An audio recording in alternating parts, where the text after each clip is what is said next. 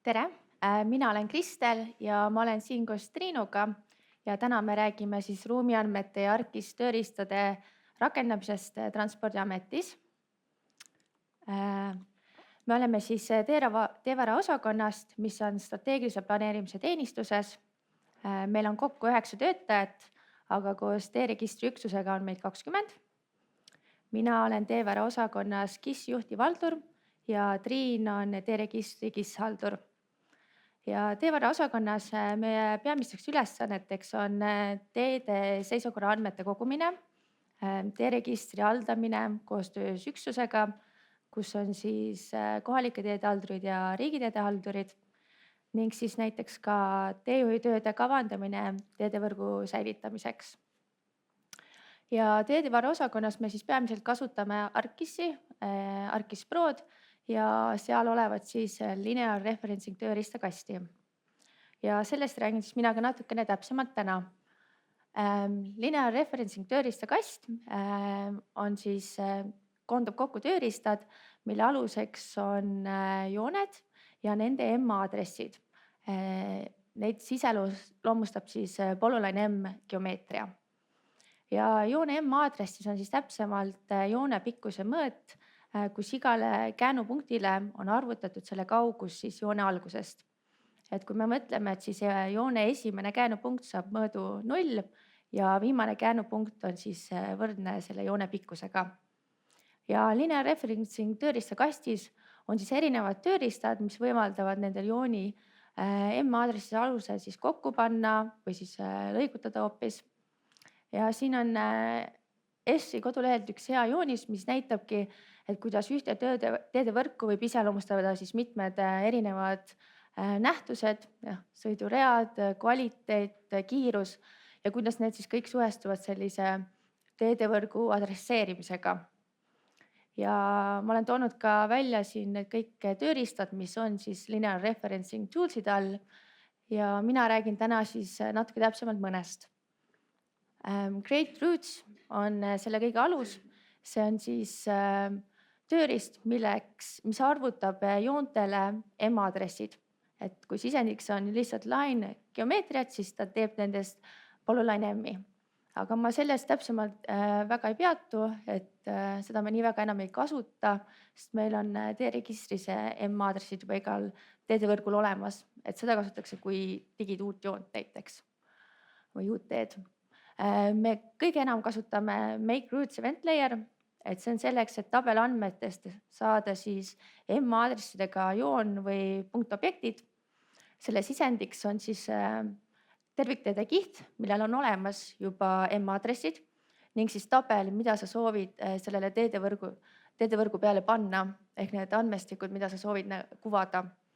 Ja siin ma olen näites teinud, võtnudki teejooned, et ma tahan panna näiteks katted ja saanud siis sellise ajutise andmetabeli, millel on olemas M-aadressid ja ta kuvab selle ilusti kaardile. Locate features along the routes. Tööriista kasutatakse selleks, et arvutada objektidele M-aadressid teedevõrgu suhtes. Ta otsib siis neid objekte teedevõrgu lähistel. Seal on oluline see, et paneksid siis juurde otsimiskauguse. Mina olen siin näites pannud näiteks 10 meetrit ja otsin näiteks liiklusmärke teejoontest.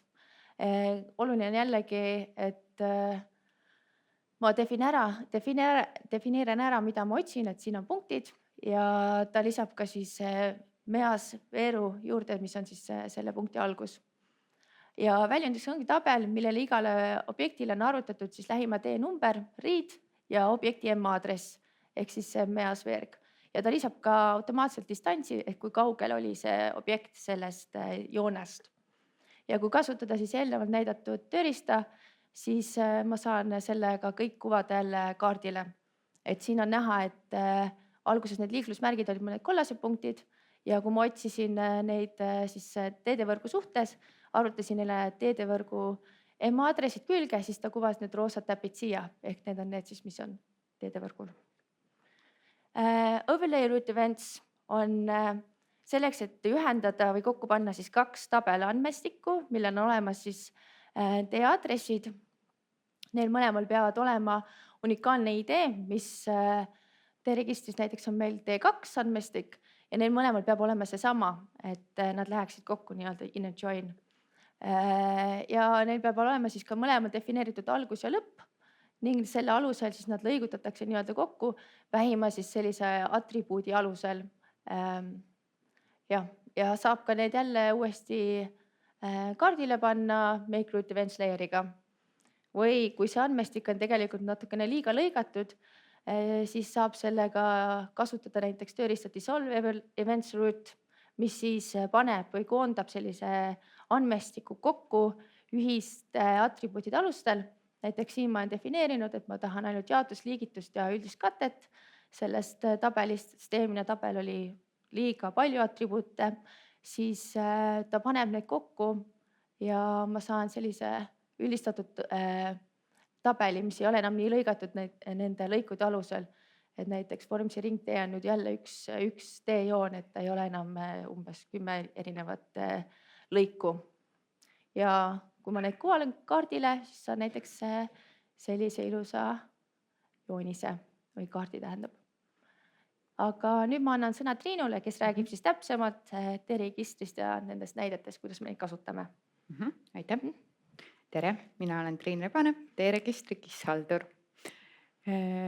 Ja toon teile täna mõningaid näiteid T-vara osakonna igapäevatööst. T-register on andmekogu, mille eesmärk on teede kohta vajalike andmete töötlemine ja avalikustamine. Ja andmete haldamine ja arendamine toimub vastavalt T-registri põhimäärusele. Täna ma aadresssüsteemil täpsemalt ei peatu, aga see on kirjeldatud Transpordiameti kodulehel. Ja T-registrist on võimalik alla laadida teede ruumikujusid ja sellest aastast ka ajaloolisi seise. Esimene praktiline näide, suuremad arendusvajadused teedel. Sisendandmeteks on tabelandmed teenumbrite, lõikude ja ehituse andmetega, mis kuvatakse olemasolevale teedevõrgule. Andmed on kuvatud kaardile ja väljundiks on kujundatud PDF-kaart. Neid kaarte kasutatakse pressiteadete juures, ettekannetes või ka dokumentides viitena. Järgmine on üks ruumianalüüs kruusade ääres paiknevate õuealade kohta. Selle ruumianalüüsi eesmärgiks on määrata kruusade ääres paiknevate õuealade asukohad 100 meetri raadiuses teeteljest, kus kruusateelt autoliikluse poolt tekitatava tolmumõju on elukeskkonnale kõige suurem. Õuealad on võetud ETA-kaardilt ja mõlemale poole teetelge on kuvatud 100 meetri ala. Ja sinna ala sisse jäävatele õueala välimistele käänupunktidele on arvutatud teeaadressid siis külge. Või ütleme, need käänupunktid on kuvatud teejoonele. Siit on näha, 4 tükki, neid oli. Ja selle määratud asukoha aadressid on üheks sisendiks kruusateedele katte ehitamise objektide valikul. Ja see töövoog on salvestatud Python skriptiks, et võimalusel on seda võimalik lihtsalt korrata või siis vajadusel täiendada ja muuta. Üks kaardirakendus, Transpordiameti mitteavalike teede kaardirakendus. Selle kaardirakenduse eesmärgiks on, see tähendab kuvab Transpordiameti mitteavaliku funktsiooni täitvate teelõikude asukohti ja nende sobivust teedevõrgustikku. Lisatud on otsimisfunktsionaalsus teenumbri ja teenime järgi. Ja see kaardirakendus on üheks lisaks riigiteede nimekirjale. Ja viimaseks üks andmekihtide täiendamine, andmekorrastus, kus kasutame järjest mitut erinevat linear referencing tööriista. Sisendiks on andmekihid meie VFS teenusest. Selle näite puhul ma võtsin andmeteks hooldetegija ja kiiruspiirangu kihi, mis on vaja omavahel lõigutada.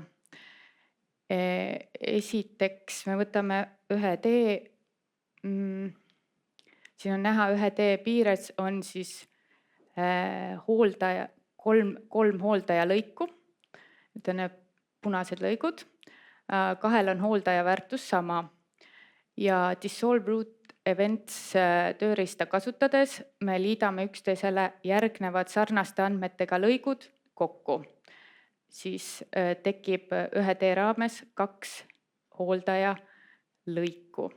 Järgmiseks me võtan kiiruspiirangute kihi ja lõigutan seda Overlay Root Eventsiga siis hooldajakihti kiiruspiirangu kihiga ja ühele kiiruspiirangu kirjele tekib lõikekoht sinna punkti, kus hooldaja ühe tee raames vahetub.